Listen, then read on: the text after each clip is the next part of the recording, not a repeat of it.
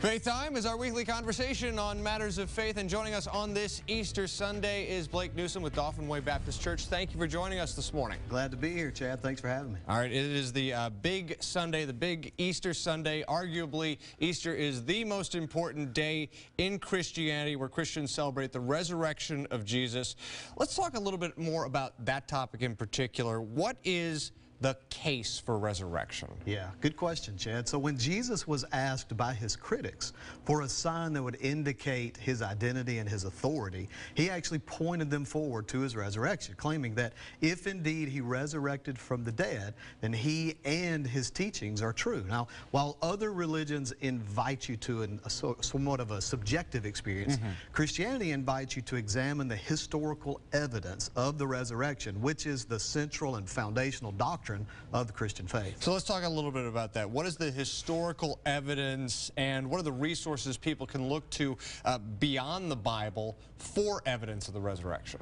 Yeah, well, looking at facts with historical evidence with such a high degree of historical certainty and scholarly consensus that even skeptics would affirm, there are certain factual statements about Jesus we can make. Number one, Jesus was crucified. Now, of course, we see this in the New Testament Gospels as well as the other New Testament writings, but we also see this outside of the Bible in writings such as Josephus, a Jewish historian, Tacitus, a Roman historian, Lucian, a Greek writer, even pagan writers in antiquity talk about Jesus being crucified. Right. Also, Jesus was buried. Now, this is one of the best attested historical facts about Jesus because we have a specific historical location connected with a specific individual in Joseph of Arimathea in whose tomb Jesus was buried. And then the tomb was empty. Now, Gary Habermas, a resurrection scholar, surveyed 2,000 sources, and he found that over 75% of scholars state that it is a fact that Jesus' tomb was empty. And by the way, the religious authorities of the day and the Roman soldiers guarding the tomb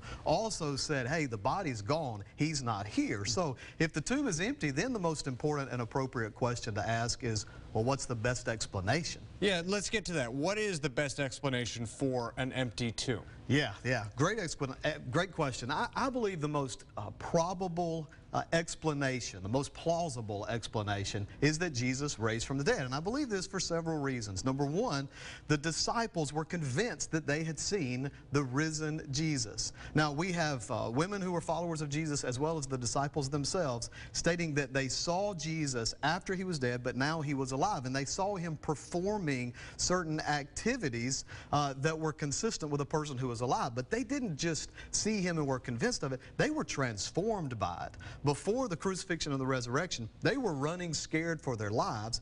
After the resurrection, they go forward proclaiming this message that Jesus is alive.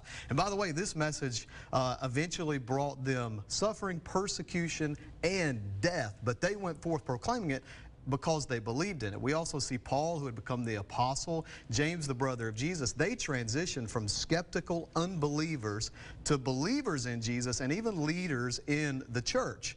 And finally, I would say that all of these events happen in Jerusalem.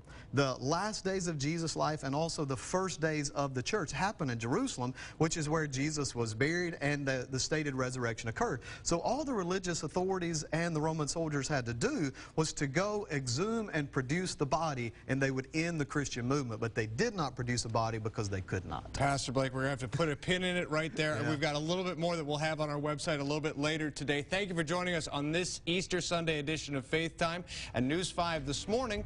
We'll continue after the break.